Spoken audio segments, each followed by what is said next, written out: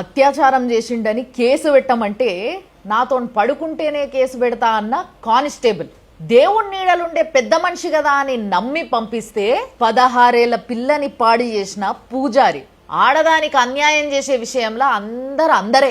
UP అలీగర్ల Imran Khan అనే ఒక constable దగ్గరికి ఒక రేప్ విక్టిమ్ వచ్చి కేసు పెట్టమంటే నువ్వు నాకు న్యూడ్ ఫోటోలు పంపియు, నీకు ఈద్ స్పెషల్గా బట్టలు పంపిస్తా, మనం హోటల్కి పోదాం, ఇట్లాంటి కథలని పడ్డాడంట.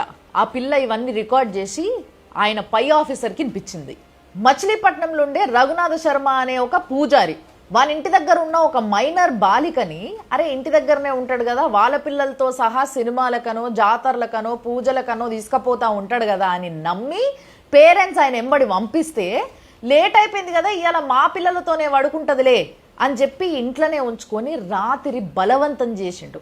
దాని తర్వాత నెల గడిచేసరికి ఆ పిల్లకి పీరియడ్స్ రాక జ్వరం వచ్చిపోతా ఉంటే ఆ పిల్ల భయపడుతుంటే హాస్పిటల్ తీసుకుపోయి టెస్ట్ చేపిస్తే ప్రెగ్నెన్సీ పాజిటివ్ వచ్చిందంట.